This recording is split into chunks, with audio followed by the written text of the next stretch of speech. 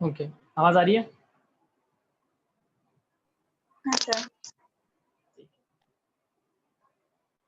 तो मैंने जो समझाया आपको समझ में आया ओवरऑल? एक देखो ईयर है, मैंने पहले ही बोला था ईयर कॉम्प्लिकेटेड, तो ईयर को अच्छे से पढ़ना, ठीक है। Inner ear, specially inner ear complicated है, क्योंकि इनर ईयर के अंदर बहुत अंदर ही अंदर बहुत सारी चीजें लिखी हुई है ना। तो अगर मैं आपको वापस ओवरव्यू बताऊं तो देखो, इनर ईयर मैंने आपको पहले ही बोला, inner ear is a fluid field. उसमें भी दो पार्ट है, एक बोनी लेब्रिंथ है, एक मेम्ब्रेनस लेब्रिंथ है। बोनी लेब्रिंथ बी का उल्टा पी, तो बोनी लेब्रिंथ के अंदर एक्चुअली पेरिलिम्फ है ना। मेम्ब्रेनस लेब्रिंथ के अंदर एंडोलिम्फ, ठीक है। उसके बाद हम दो हिस्सों में उसको डिवाइड कर लेते हैं। इनर ईयर को दो हिस्सों में डिवाइड किया गया, ठीक है। एक है कॉक्लिया, दूसरा है वेस्टिबुलर apparatus। इसीलिए उनसे निकलने वाली नर्व को हम ऑडिटरी नर्व या फिर वेस्टिबुलो कॉक्लियर नर्व बोलते हैं। दोनों एक ही है, ऑडिटरी और वेस्टिबुलो कॉक्लियर, ठीक है। इतना समझना। उसके बाद ध्यान से सुना, अगर कोई डाउट रहेगा फाइनल तो मुझे बताना। कॉक्लिया, फिर कॉक्लिया में आ गए। उसके बाद कॉक्लिया जो है वो मेनली किससे बना हुआ है? कॉक्लिया को अगर आप देखो तो उसके अंदर क्या है, बोनी हाँ, बोनी लेब्रिंथ और मेम्ब्रेनस लेब्रिंथ, ठीक है। फिर अगर उसका एक ट्रांसफर सेक्शन अगर आप लोगे तो उसमें आपको पता चलेगा कि कट करके देखोगे तो उनके अंदर एक्चुअली तीन जोन्स है, तीन कैविटीज है ना। तीन कैविटीज है, जिसमें सबसे ऊपर क्या है, स्केला वेस्टिबुला, फिर स्केला मीडिया, फिर स्केला टिम्पैनी, ठीक है। और जो ऊपर और नीचे है याद रख सकते हो कि बीच में स्केला मीडिया है, स्केला मीडिया, ठीक है, स्केला मीडिया। और अगर तीन कॉलम्स है तो बीच में दो सेपरेशन होंगे, है ना, बीच में दो पार्टीशन होने चाहिए। तो दो पार्टीशन के नाम क्या है? ऊपर जो है इसका नाम है रेसनस मेम्ब्रेन, नीचे जो है इसका नाम क्या है, बेसिलार मेम्ब्रेन। और बेसिलार मेम्ब्रेन के ऊपर क्या रखा गया है? ऑर्गन ऑफ पर्टाई को। बेसिलार मेम्ब्रेन के ऊपर किसको रखा गया? ऑर्गन ऑफ पर्टाई, ठीक है। और एक्चुअली देखा जाए तो एक्चुअली ऑर्गन ऑफ पर्टाई किधर है? स्केला मीडिया के अंदर है। और स्केला मीडिया जो है वो किसका पार्ट है? Membranes labyrinth. तो वहाँ क्या है? एंडोलिम्फ। अब लॉजिक लगाओ, अगर वो मेम्ब्रेनस लेब्रिंथ है तो उसके अंदर, उसके ऊपर और नीचे बोन्स होने चाहिए, तो वो बोन ही लेब्रिंथ से बने हुए हैं, ऊपर और नीचे वाले part, that is scala tympani and scala vestibuli. तो उनके अंदर पेरिलिम्फ है, उनके अंदर पेरिलिम्फ है। फिर ऑर्गन ऑफ पर्टाई के बारे में थोड़ा और डिटेल में जाते हैं। ऑर्गन ऑफ पर्टाई, अब ऑर्गन ऑफ पर्टाई, ऑर्गन ऑफ पर्टाई जो है वो उसके अंदर कुछ सेल्स है, उनके अंदर कुछ सेल्स है, ठीक है। वो सेल्स जो है उनके ऊपर कुछ हेयर लाइक स्ट्रक्चर है, इसको हम बोलते हैं स्टीरियोसीलिया, उनको हम बोलते हैं स्टीरियोसीलिया। और उनके ऊपर एक मेम्ब्रेन है जिसका नाम है टेक्टोरियल मेम्ब्रेन, इसका नाम है टेक्टोरियल मेम्ब्रेन।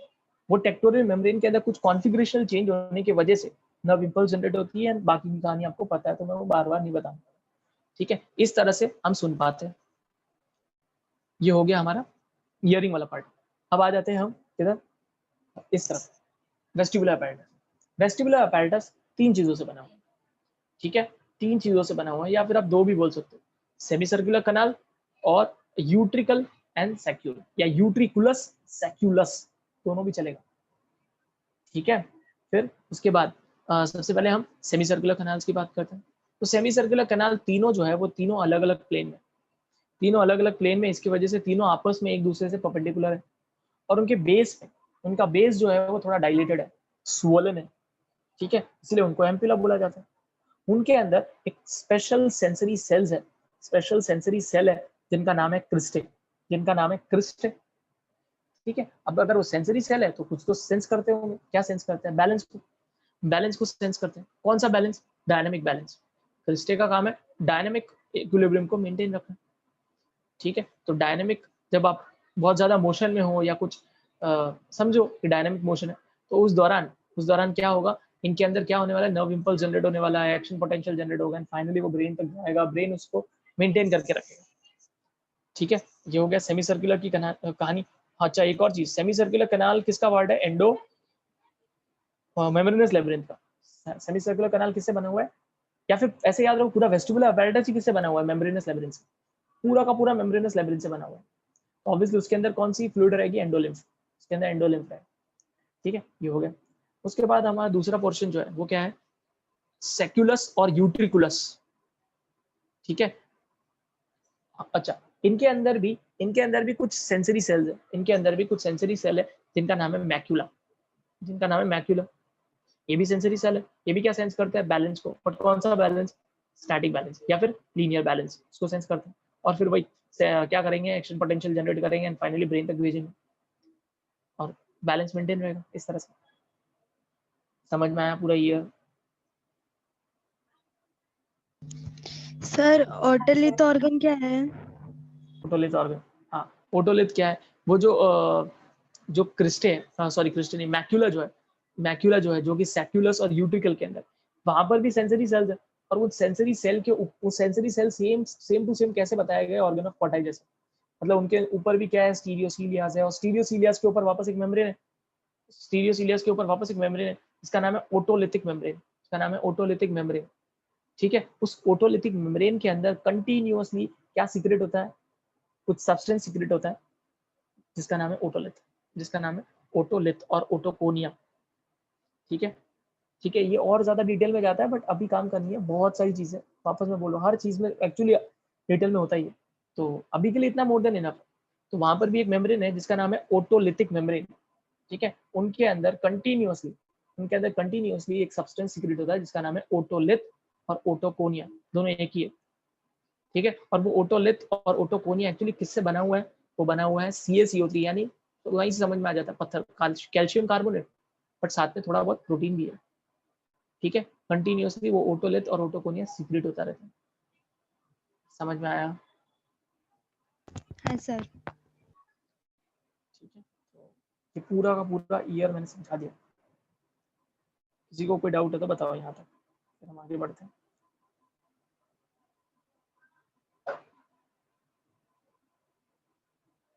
आई थिंक किसी को कोई डाउट नहीं है, तो आप मेरे ख्याल से लिख सकते हो खुद से थोड़ा बहुत, तो एटलीस्ट पार्ट्स एंड ऑल सब मैंने बता दिया। आगे देखो क्या लिखा।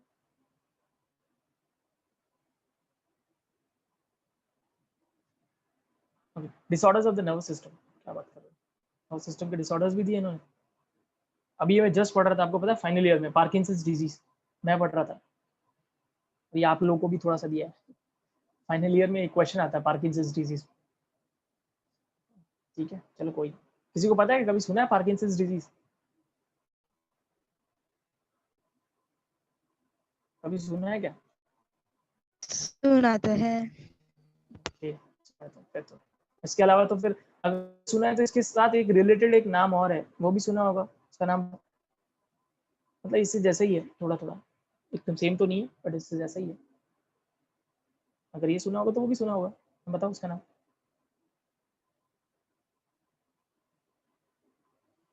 क्योंकि मैं एक्सपेक्ट करता हूँ अगर ये नाम सुना है तो वो नाम भी सुना ही होगा। अल्जाइमर्स, सुना है क्या अल्जाइमर्स? हाँ सर सुना है। हाँ क्या होता है उसमें, भूल जाते लोग, पता है ना, हाँ सर। ज्यादातर ओल्ड एज वालों को होता है, ओल्ड एज वालों को होता है ना, ओल्ड एज वालों को होता है, फिर वो लोग धीरे धीरे इतना भूलने लग जाते हैं, अगर उन लोग आपने बाहर भेज दिया ना तो वापस घर पे भी नहीं आएंगे वो लोग, उनको पता ही नहीं होता उनका घर कहाँ है, इतना खतरनाक हो जाता है। ठीक है, तो ठीक है, वो थोड़ा बहुत ज़्यादा डिटेल हो जाएगा। ओके, मैकेनिज्म ऑफ हियरिंग देखो क्या, pinna of the ear receives the sound, मैंने आपको पूरा समझाया था भैया, pinna of the ear receives the sound waves and direct them to the ear drum, मैंने बोला वो लोग कन्वर्ज करते हैं, कन्वर्ज करके ईयर ड्रम पे भेजते हैं। ठीक है, ear drum vibrates and these vibrations are amplified, देखो these vibrations are amplified and transmitted through the ear ossicles. तो अगर आपको कोई पूछे कि हमारे ईयर के अंदर एक्चुअली एम्पलीफायर्स कौन है, तो आप बोल सकते हो वो ईयर ऑसिकल्स, ईयर ऑसिकल्स, और कुछ हद तक आप ईयर ड्रम भी बोल सकते हैं, तो सब एम्पलीफायर का काम करता है। Through the ear ossicles to the endolymph inside the cochlea, endolymph तक भेजेंगे। एंडोलिम्फ मैंने आपको बोला था पानी है, उसके अंदर वेव्स क्रिएट होने वाले है ना, this generate waves in the endolymph, these waves induce ripples, वही ripples means आप पानी में पत्थर फेंकते हो तो रिपल्स जनरेट होता है ना, ripples in the basilar membrane. ठीक है, वो रिपल्स फाइनली किधर तक पहुंचेंगे, बेसिलर मेम्ब्रेन, और आपको पता है बेसिलर मेम्ब्रेन के ऊपर क्या है, ऑर्गन ऑफ कॉटाई रखा गया। these movements in the basilar membrane cause the hair cells to press against the tectorial membrane, tectorial membrane के ऊपर कुछ चेंजेस होंगे, प्रेस वेस छोड़ दो, समझ में आया, इतना समझ में आया, इतना ध्यान रखो कि फाइनली पहुंचने वाला किधर है, टेक्टोरियल मेम्ब्रेन तक। These generate a nerve impulse, वही कि उसके अंदर कुछ तो कॉन्फ़िगरेशनल चेंजेस होंगे। ठीक है, these, अब वो कॉन्फ़िगरेशन चेंज आपको जानने की जरूरत नहीं है, एक्चुअली क्या होता है ना, वो कॉन्फ़िगरेशनल चेंजेस का मतलब वही होता है, अगर आपको बताने जाऊँ तो कुछ नहीं होता है जब वो ये पूरा फाइनली वहां तक पहुंचता है ना, तो उनके अंदर वो जो आपको पता है वो sodium gated channels, potassium gated channels, जो मैंने आपको पहले नर्व इम्पल्स में पढ़ाया था, वो खुल जाते हैं, बंद हो जाते हैं, उसकी वजह से इम्पल्स जनरेट होती है। तो वही समझो के लिए, अगर आपको याद होगा तो, जो मैंने आपको पढ़ाया था conduction through nerve, conduction through nerve वो है। तो इतना ज़्यादा डिटेल में मत जाओ, सिर्फ इधर इतना याद रखो कि कॉन्फ़िगरेशनल चेंजेस होता है, this generate a nerve impulse in the afferent neuron. Afferent पता है ना? हाँ सर। एफरेंट मतलब जो जा रहा है ब्रेन तक वापस आता है, दैट इज इफरेंट। तो this generate nerve impulse in the afferent neuron. Impulse is send to the brain via auditory nerve, ये भी मैंने बताया। ऑडिटरी नर्व का दूसरा नाम याद रखना, ठीक है? Auditory cortex of the brain डिकोड्स the sound, उसको डिकोड करता है और आपको समझ में आता है। याद रखना ऑडिटरी कॉर्टेक्स कहाँ है, बताओ। मैंने आपको बताया ना कहाँ है auditory cortex? Temporal lobe. Temporal lobe में, ठीक है? Is located in the temporal lobe, ठीक है? वैसे विजुअल कॉर्टेक्स किधर है? Occipital lobe. ऑक्सीपिटल, ठीक है? इतना समझ में आ गया? क्लियर है सब कुछ? मैकेनिज्म ऑफ हियरिंग मैं पहले ही यस समझा सर। चुका हूँ, वही है। किसी को भी कोई डाउट यहाँ तक? किसी को कुछ पूछना है? कोई टर्म नहीं आता है, बता दो। सर आपने ओवल विंडो बोला, वो क्या है? एक्चुअली ओवल विंडो और राउंड विंडो एक टॉपिक रहता है, दिखाया नहीं मैंने। एक्चुअली वो जो ये है ना, ये वाला जो कॉकलिया है ना, इस कॉकलिया के ऊपर है ना दो ओपनिंग्स होता है, एक राउंड विंडो होता है, एक ओवल विंडो होता है।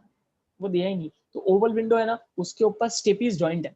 उस स्टेपीज, जहां पर स्टेपीज अटैच हो रही है, ये जो organ of Corti, sorry organ of Corti बोल रहा, कॉकलिया, इस कॉकलिया, कॉकलिया से ऑब्वियसली कौन अटैच है? स्टेपीज। ये देखो यहाँ से अटैच है ना स्टेपीज।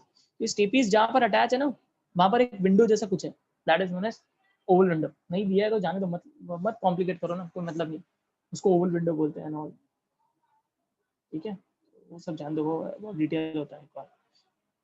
एक्चुअली साउंड का मैकेनिज्म, हमारे अंदर साउंड सुनने का एक मैकेनिज्म होता है, और अगर राउंड विंडो और ओवल विंडो नहीं होंगे तो हम सुन नहीं पाएंगे। तो अभी वो समझाने जाऊंगा तो बहुत डिटेल हो जाएगा, मेरे ख्याल से जरूरत है, दिया ही नहीं इन्होंने। सिर्फ इतना समझो कि ये जो कॉकलिया है ना, या फिर इंटरनल ईयर है, कॉकलिया नहीं बोल सकते, इनर ईयर, उसके ऊपर दो ओपनिंग्स होती है, एक राउंड विंडो और एक ओवल विंडो, जो उन्होंने नाम उन्होंने यूज तक नहीं किया है। कहीं फोटो में दिया हो तो शायद, हाँ दिया है ना ओवल विंडो, देखो देखो दिया है, ओवल विंडो लिखा है, ठीक है? ये ओवल विंडो, राउंड विंडो दिया है क्या? नाम ही दिया है सिर्फ। तो मेरे हिसाब से ज़्यादा डिटेल में जाने की ज़रूरत नहीं है, लेकिन ऑलरेडी उन्होंने कॉम्प्लिकेट किया था। और कुछ पूछना है इसके अलावा?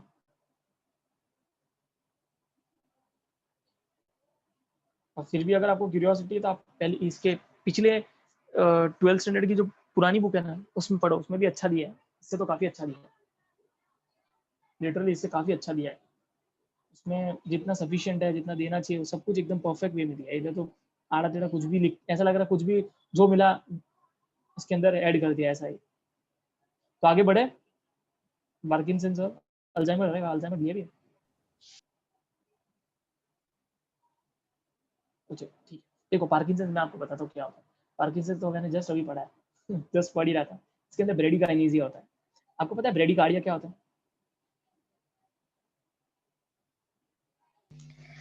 पल्स रेट का बढ़ जाना शायद। नहीं, कम हो जाना, ठीक है? पल्स रेट का हाँ कम हो जाना, एक्चुअली हार्ट रेट का कम हो जाना। Heart rate is equivalent to pulse, तो आप बोल सकते हैं एक तरह से पल्स। तो कम मतलब कितना कम?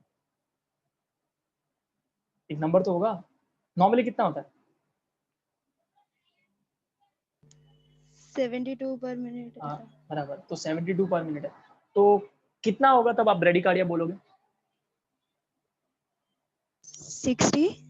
हाँ सही है, 60 से कम, लेस देन 60। गूगल तो नहीं किया ना? नहीं नहीं सर, जो रेस्पिरे वो इसके चैप्टर में लिखा है वो सर्कुलेशन।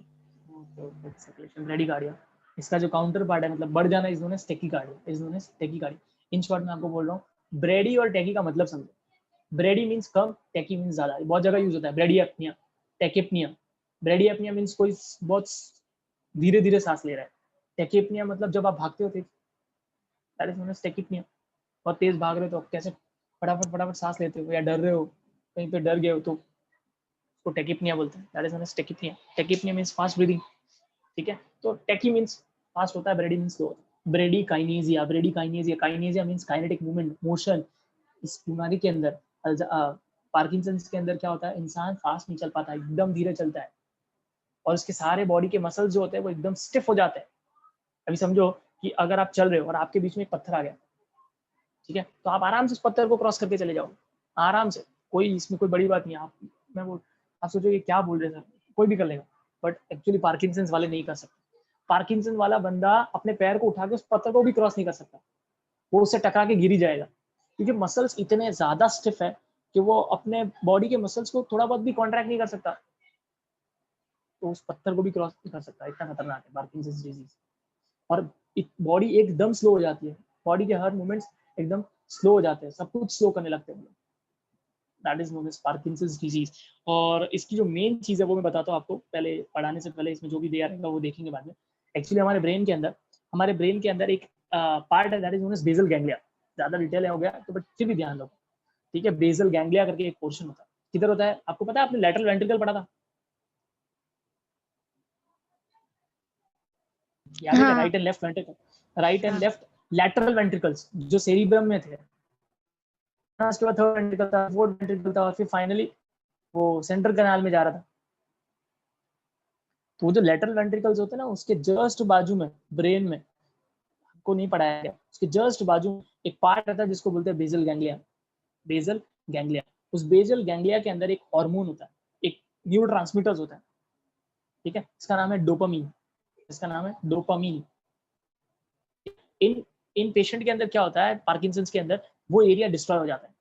कौन सा एरिया, जो मैंने अभी बोला, बेसल गैंग्लिया, ठीक है। बेसल गैंग्लिया वाला एरिया जो है वो डिस्ट्रॉय हो जाता है, और डिस्ट्रॉय होने की वजह से डोपामीन की कमी हो जाती है, ठीक है। डोपामीन की कमी हो जाती है। देखो हमारे बॉडी के अंदर दो हार्मोन एकदम एक दूसरे को बैलेंस करके रखते हैं, कौन, एक डोपामीन, दूसरा एसिटाइलकोलिन, ठीक है। दोनों अभी फिलहाल आपके और हमारे मेरे बॉडी में या जो भी नॉर्मल है उनके अंदर दोनों बैलेंस है, बट क्या होता है इनके अंदर डोपामीन कम होने की वजह से एसिटाइलकोलिन बढ़ गया रिलेटिवली। हालांकि एसिटाइलकोलिन नॉर्मल था, बट डोपामीन कम होने की वजह से रिलेटिवली वो बढ़ गया ना। और एसिटाइलकोलिन अगर रिलेटिवली बढ़ जाएगा तो मसल्स एकदम स्टिफ हो जाएंगे इंसान, इसीलिए इनके अंदर मसल्स स्टिफ हो जाते हैं, एकदम स्टिफ, कड़क हो जाते हैं, सब चल ही नहीं पाते ये लोग बराबर से, इतने धीरे धीरे चलेंगे, बहुत धीरे धीरे चलेंगे। ये तो कुछ नहीं, न्यूरोलॉजिकल डिसऑर्डर देखोगे तो आप परेशान हो जाओगे। कुछ ऐसे लोग होते हैं जो डांसिंग करते हैं, चलते वक्त ऐसा लग रहा है डांस कर रहे हैं, आप हंसोगे, बट आपको पता नहीं उधर कितना सामने से उसको कितनी बड़ी प्रॉब्लम है। किसी को आप रोड पे चलते देखोगे वो डांस कर रहा है, सोचो उसको कितना बुरा लग रहा होगा। बट लिटरली एक बीमारी है जिसमें ऐसा होता है, that is known as Huntington chorea. Huntington chorea, बंदा डांसिंग मूवमेंट में चलता है, पूरा डांस डांस करते करते धीरे धीरे, कुछ नहीं कर सकता, वो पर्पसली नहीं कर रहा है, इनवॉलेंट्रीली है। इसलिए हमारा ब्रेन बहुत अलग है, उसमें कुछ भी प्रॉब्लम हुई तो इंसान की पूरी लाइफ खराब हो जाएगी। बेटर है वो सोचिए, वो तो यही सोचेगा कि ऐसा चाहे तो मर ही जाओ, क्योंकि लाइफ खराब हो जाती है, क्वालिटी ऑफ लाइफ एकदम बेकार हो जाती है, ब्रेन में कुछ भी हो गया।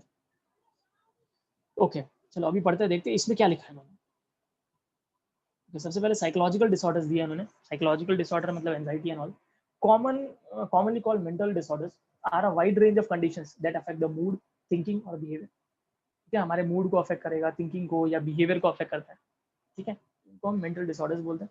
These affect multiple areas of the life and create distress for a person suffering from it. मैंने अभी बोला स्ट्रेस ही क्रिएट करेगा इंसान को, ब्रेन से रिलेटेड कुछ भी हुआ तो वो परेशान ही रहेगा, लाइफ उसकी पूरी खराब हो गई समझो।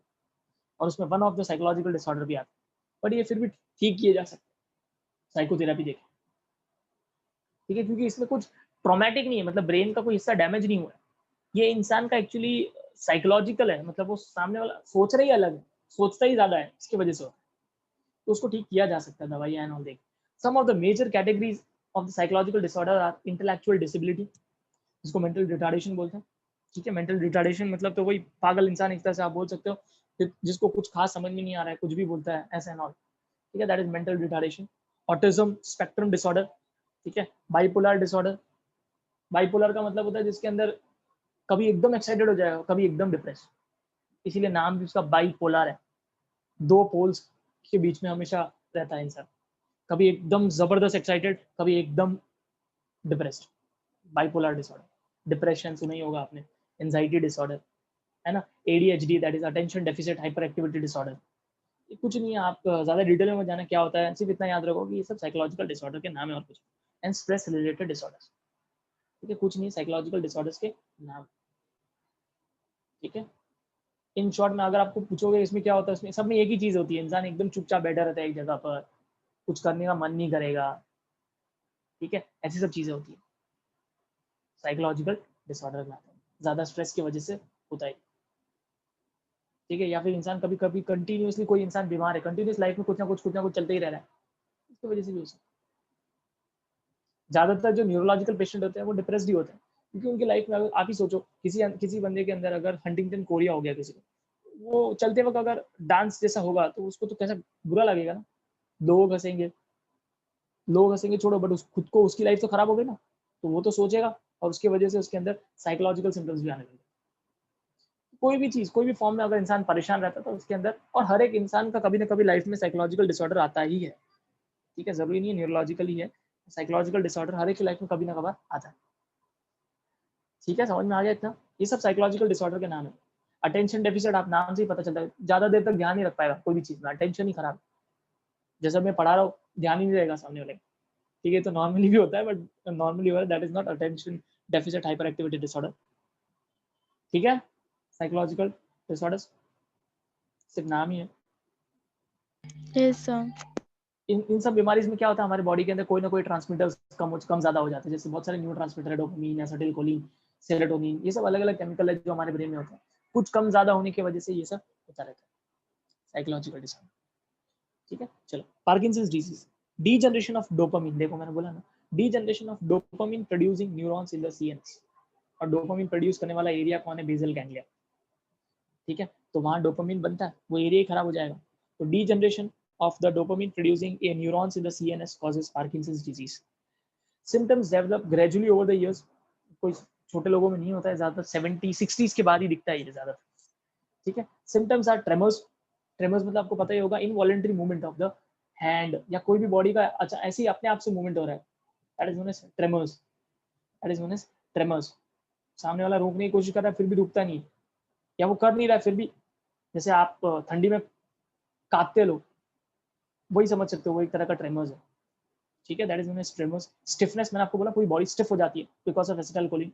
डिफिकल्टी इन वॉकिंग, मैंने आपको बताया वो नहीं चल सकता बराबर से, बहुत धीरे धीरे चलेगा, बहुत धीरे धीरे। इनफैक्ट मैं आपको एक और चीज बताता हूँ इसकी खासियत, आप जब चलते हो तो आपके हाथ चलते हैं साथ में, आपको पता ही नहीं, अगर आप जब चलते हो तो आपके हाथ भी स्विंग करते हैं, दोनों हाथ स्विंग करते हैं, हम ध्यान नहीं जाता हमारा, पर स्विंग तो करते हैं हाथ, बट इन पेशेंट के अंदर हाथ स्विंग ही नहीं करते, हाथ स्विंग ही नहीं करते, ठीक है, बैलेंस में प्रॉब्लम आती है, कोऑर्डिनेशन में प्रॉब्लम, ये सब चीज़ों, दैट इज सिंपल, एकदम आपको आसान से दिया है। मेन आपको इतना पता होना चाहिए इस लेवल पे कि पार्किंसंस किस न्यूरोट्रांसमीटर की कमी की वजह से होता है, and that is dopamine, more than enough. समझ में आ गया? Yes sir. ठीक यस है, सर। ओके। दूसरा है अल्जाइमर। अल्जाइमर भी बहुत ओल्ड एज में होता है, इतना जल्दी नहीं होता है। ये ब्रेन में एक प्रोटीन एक्यूमुलेट होने की वजह से होता है, जिसको बोलते हैं टाउ प्रोटीन, ठीक है, ज़्यादा डिटेल नहीं जाते। एक प्रोटीन होता है जो जमा होता है हमारे ब्रेन के न्यूरॉन्स के साइटोप्लाज्म के अंदर, ब्रेन के न्यूरॉन्स के साइटोप्लाज्म के अंदर एक प्रोटीन जमा हो जाता है जो कि इम्प्रॉपर प्रोटीन है, कुछ खराब प्रोटीन है, जेनेटिक डिसऑर्डर की वजह से भी हो सकता है, बहुत सारे रीजन, मोस्टली जेनेटिक होता है, ठीक है। तो it is a most common form of dementia. Dementia पता है ना क्या होता है dementia?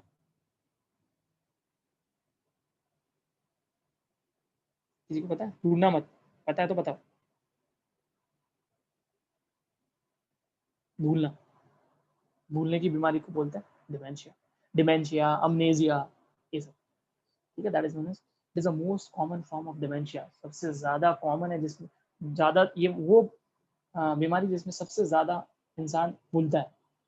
It's incidence increases with the age, जैसे जैसे इंसान एज में आता है, तो एज की वजह से भी हमारी बॉडी कमजोर हो जाती है, उसकी वजह से भी न्यूरॉन्स के अंदर ये प्रोटीन जमा हो सकता है, इसीलिए किसी यंग इंसान में ये बीमारी दिखती नहीं है, ओल्ड एज में ही दिखती है, ठीक है। Showing the loss of cognitive functioning, cognitive functioning का मतलब थिंकिंग, रिमेम्बरिंग, वो सब उसके अंदर चला जाता है, ठीक है, रीजनिंग, बिहेवियरल एबिलिटीज, ये सब नहीं होता उसके अंदर, कुछ नहीं कर पाता वो ऐसे, अच्छे से बिहेव नहीं करेगा, अच्छे से कुछ सोच नहीं पाएगा, कुछ उसको याद नहीं रहेगा, ठीक है। abilities to such an extent that it interferes with the person's daily life and activities. उसकी लाइफ में इंटरफियरेंस क्रिएट हो जाएगा इसकी वजह से. It occurs due to loss of cholinergic and other neurons in the CNS. ये because of cholinergic neurons जो acetyl choline बनाते हैं, वो न्यूरॉन्स जो है उसकी कमी होने की वजह से हो सकता है. ठीक है. एक्यूमुलेशन ऑफ अमाइलॉइड प्रोटीन, यहाँ पे अमाइलॉइड प्रोटीन भी दे दिया. वही amyloid is a type of tau protein. ठीक है. एक्यूमुलेशन ऑफ अमाइलॉइड प्रोटीन कुछ नहीं है, आप ऐसा याद रख सकते हो. अमाइलॉइड प्रोटीन का मतलब होता है एक बेकार प्रोटीन जो हमारे बॉडी में बन गया गलती से, that is known as amyloid protein. ठीक है. जिसका कोई काम नहीं. एक्यूमुलेशन ऑफ अमाइलॉइड प्रोटीन, अगर वो प्रोटीन भी हमारे न्यूरॉन्स में जमा हो गया तो भी ये हो सकता है. There is no cure for the Alzheimer's but treatment shows the progression of the disease and may improve the quality of life. कुछ दवाई आती है, दवाइयाँ लेने की वजह से थोड़ा बहुत इंप्रूवमेंट हो सकता है. डेफिनेट क्योर कुछ नहीं है कि मतलब ऐसा कुछ नहीं है कि अगर आपने ये किया तो एकदम से ही चला जाएगा, ऐसा पॉसिबल. अल्जाइमर्स पूरी तरह से कभी नहीं जा सकता.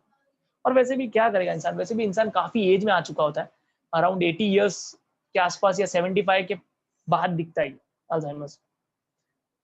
तो चोके चलता है, मतलब आप समझ सकते हो. ठीक है. बट इसकी वजह से घर वाले परेशान हो सकते हैं क्योंकि उनको संभाल के रखना पड़ता है ऐसे इंसान को. घर को उस ऐसे इंसान को अगर बाहर छोड़ दिया तो वापस भी नहीं आएगा. कहाँ ढूंढते बैठोगे, पूरा शहर ढूंढने बैठ जाना पड़ेगा आपको. अल्जाइमर्स में ये प्रॉब्लम, मेन प्रॉब्लम है, भूल जाते हैं वो लोग. कुछ याद नहीं रहता उनको, खुद का नाम भी याद नहीं रहता. सामने वाला कोई पूछेगा आपका नाम क्या है, वो भी नहीं पता. कहाँ ये कौन सी जगह है वो भी नहीं पता, कुछ नहीं पता. ऐसी हालत हो जाती है. ब्रेन के डिसऑर्डर्स बहुत डेंजरस है, आप सोच नहीं सकते. ऐसी ऐसी तो बीमारियां होती है. मतलब मैं इसलिए आपसे शेयर कर रहा हूँ बिकॉज मैंने जस्ट अभी थोड़ी देर पहले न्यूरोलॉजी पढ़ रहा था. फाइनल ईयर एमबीबीएस के अंदर मेडिसिन करके एक सब्जेक्ट होता है और मेडिसिन के अंदर न्यूरोलॉजी है. तो मैं न्यूरोलॉजी पढ़ रहा था, तब मैं भी पहली बार पढ़ रहा था. तो मुझे भी ऐसा देख देख के अजीब शॉकिंग लग रहा था कि ऐसा सब कुछ भी होता है. ऐसी अजीब अजीब बीमारी होती है, आप सोच नहीं सकते. मेरे को सर बता रहे थे हमारे सर के एक बीमारी ऐसी होती है जिसके अंदर इंसान अपनी बॉडी का आधा पोर्शन का ख्याल रखेगा, आधे का ख्याल ही नहीं रखेगा. समझो उसको दोनों हाथ पे लगी, वो एक हाथ को एकदम ठीक रखेगा, कोशिश करेगा उधर लगाएगा, जो भी उसको क्रीम लगानी है, कोई जो भी प्रॉब्लम हुई है उसको, उसका ध्यान रखेगा. दूसरा बोलेगा ये मेरे बॉडी का पार्ट ही नहीं है, ऐसा बोलेगा वो. सोच सकते हो आप, ऐसा कोई बोल सकता है? ऐसी प्रॉब्लम हो सकती है. तो नर्वस सिस्टम इतना खतरनाक है. ऐसी प्रॉब्लम हो सकती है नर्वस सिस्टम. ठीक है. तो समझ में आ गया इतना सब? क्लियर है ये सब?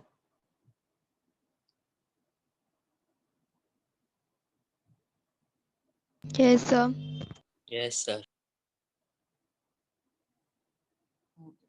तो इसीलिए बोल रहा हूँ कि जिसको इंटरेस्ट है एमबीबीएस में जाने में, चाहो तो आपको और बहुत सारे इंटरेस्टिंग फैक्ट्स मिलने वाले हैं, बहुत सारी चीजें मिलने वाली जो नॉर्मल इंसान को नहीं पता होता.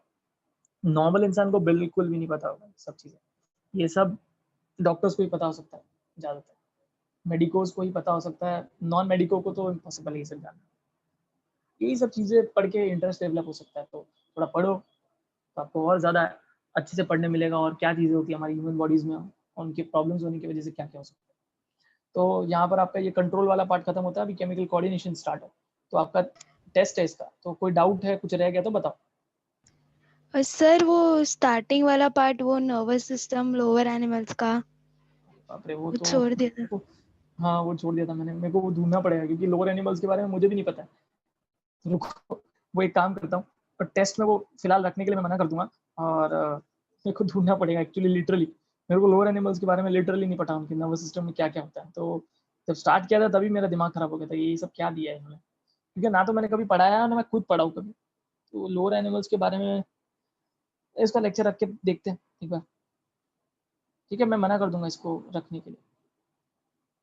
ठीक है. आप न्यूरल टिश्यू यहाँ से, हमने यहाँ से पढ़ना चालू किया, राइट? हाँ सर. वो एक बार मैं तो आपको हमेशा, मैं तो जो है वो स्टूडेंट को बता देता हूँ. मेरे को सच में वो पार्ट एक्चुअली नहीं पता और मेरे को भी एक बार देखना पड़ेगा. तो मैं देखता हूँ और फिर आपको बताता हूँ उसके बारे में, क्योंकि लोअर एनिमल्स की नर्वस सिस्टम कौन पढ़ता है. तो लिटरली क्या मीनिंग है, इन लोगों ने इतना डिटेल में क्यों दे रखा है वही समझ में नहीं आता. ठीक है, थोड़े बहुत लोअर एनिमल्स के कुछ नर्वस टिश्यूज के नाम दे दोगे तो ठीक है. तुम लोग पूरा नर्वस सिस्टम ही दे रहे हो लोअर एनिमल्स का, क्या मतलब है? वो एक बार मुझे देखना पड़ेगा. इसके अलावा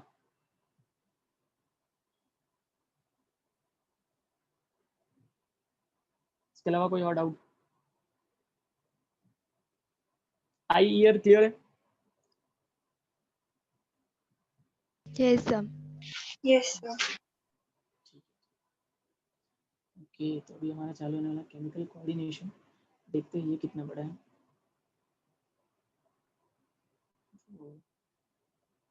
सर हाँ बोलो। सर मल्टीपल पर्सनालिटी डिसऑर्डर में एग्जैक्टली क्या होता है? नाम देखो, नाम ही मतलब है ना, मल्टीपल पर्सनालिटी डिसऑर्डर। एक मूवी थी ना, क्या नाम है उसका, नाम याद नहीं आ रहा है मुझे। मूवी आई थी ना, हाउसफुल। हाउसफुल में भी तो है। हाँ, हाउसफुल में, हाउसफुल अपरिचित। बोल सकते हो। अपरिचित, हाँ अपरिचित, उसमें है multiple personality disorder. Multiple personality मतलब एक के अंदर बहुत सारे अलग अलग पर्सनालिटीज आती है, उसको ऐसा लगता है कि उसके अंदर ये भी है, ऐसा है। That is simply multiple personality disorder. बाकी अगर हम पढ़ने जाते तो बहुत कुछ है। एक्चुअली साइकोलॉजी मेरे को मतलब बेसिकली साइकेट्री पसंद ही नहीं है। पढ़ना पड़ेगा, फाइनल ईयर में सब्जेक्ट है psychiatry. Psychiatry, dermatology, medicine, surgery, फिर ऑब्स्टेट्रिक्स एंड गायनेकोलॉजी, पीडियाट्रिक्स, ठीक है, ऑर्थोपेडिक्स, इतने सारे सब्जेक्ट हैं। और मुझे बेसिकली साइकेट्री तो बिल्कुल पसंद नहीं है, एकदम मतलब बोरिंग लगता है मुझे साइकेट्री पढ़ना। मतलब उसमें बहुत सारी ये सब बीमारी उमारी दी रहती है, ये ऐसा होता है, ये ऐसा होता है, मतलब पढ़ के इंसान डिप्रेस हो जाएगा। पता नहीं साइकेट्री कैसे हैंडल करते हैं साइकेट्रिक पेशेंट को, आई थिंक। मतलब मुझे मेडिकल फील्ड में इंटरेस्ट है, बट साइकेट्री तो लिटरली मतलब जब सर पढ़ा रहे थे तभी भी मेरा दिमाग खराब हो रहा था। बहुत ही बेकार है साइकेट्री। और मुझे इतना पढ़ने में भी अब तक इंटरेस्ट नहीं आया, क्या पता आगे फ्यूचर में आ जाए तो मैं पढ़ूंगा। तो अभी तक मैंने कुछ ऐसा पढ़ा नहीं है। अगर अगर मैंने अगर साइकेट्री में मल्टीपल पर्सनालिटी डिसऑर्डर को और डिटेल में पढ़ा तो डेफिनेटली मैं आपसे शेयर करूँगा, ठीक है।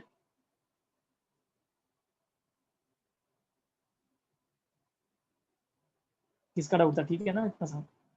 हाँ सर। ठीक है, मेरे को कुछ और अगर पता, मैं साइकेट्री अब तक एक्चुअली पढ़ना स्टार्ट नहीं किया है। साइकेट्री पूरा एक फाइनल ईयर में सब्जेक्ट है और मैंने कुछ अब तक पढ़ा तक नहीं है साइकेट्री में, क्योंकि मेरे को लिटरली बहुत बोरिंग लगता है। मतलब उसमें सब यही सब है, एंजाइटी एंजाइटी एंजाइटी। इंसान पढ़ेगा, इंसान अगर पढ़ेगा तो खुद ही पागल हो जाएगा, ऐसा मतलब ऐसा है। क्योंकि फिर इंसान खुद में सब सोचने लगता है, अरे ये तो मेरे में भी है, ऐसा तो मेरे में भी होता है। तो इंसान आधा तो डर जाएगा उसको देख के। तो लिटरली बेकार है, मेरे को ऐसा मतलब लिटरली ऐसा बेकार लगा साइकेट्री। और कुछ इंटरेस्टिंग भी नहीं है उसके अंदर।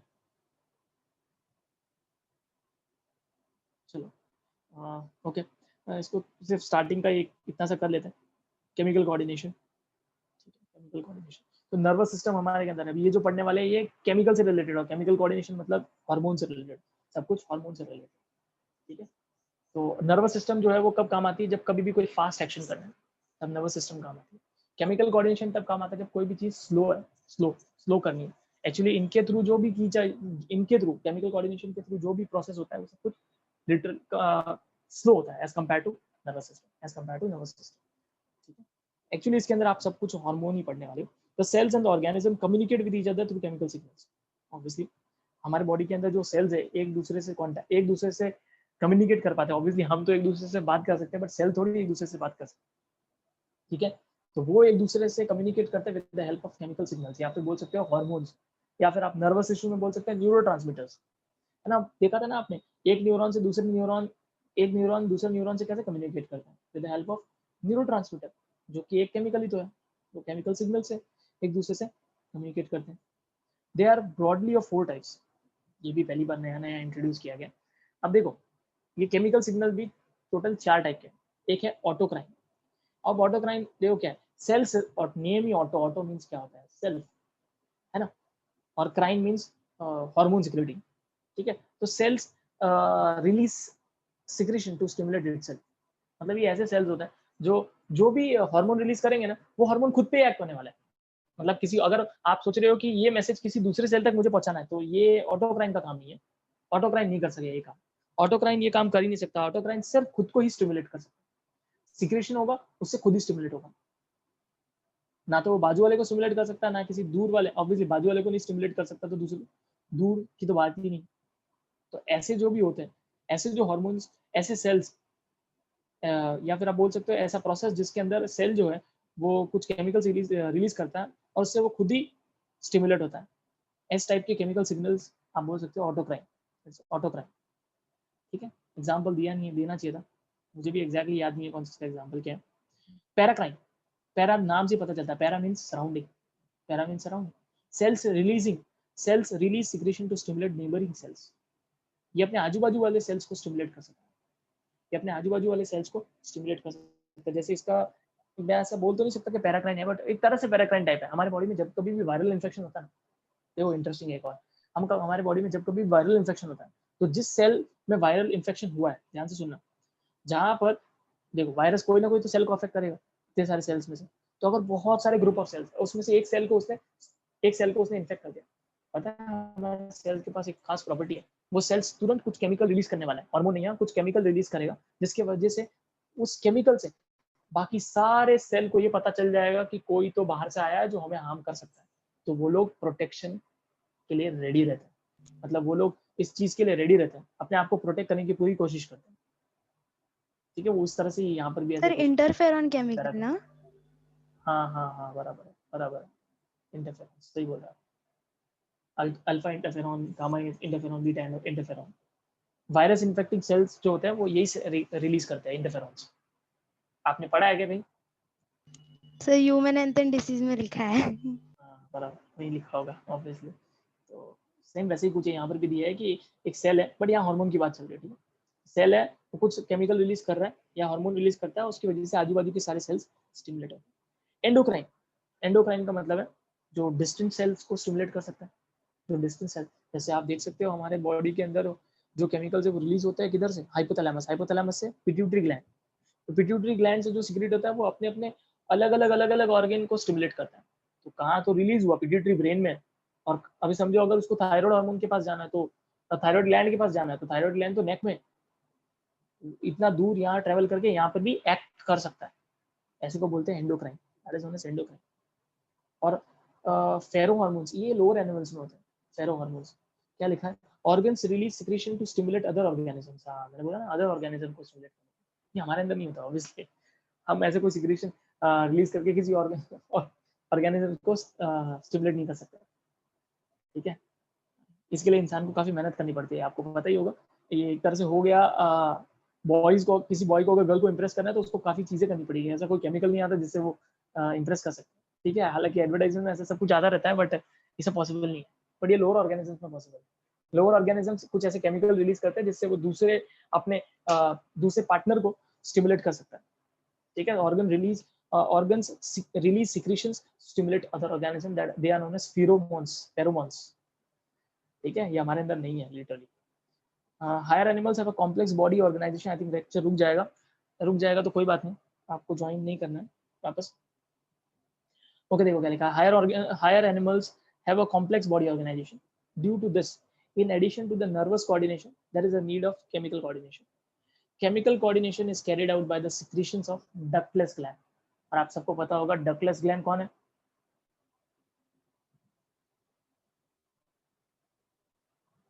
डकलेस ग्लैंड पता है ना, नो आइडिया? हाँ सर। बोलो किसको बोलते हैं डकलेस ग्लैंड?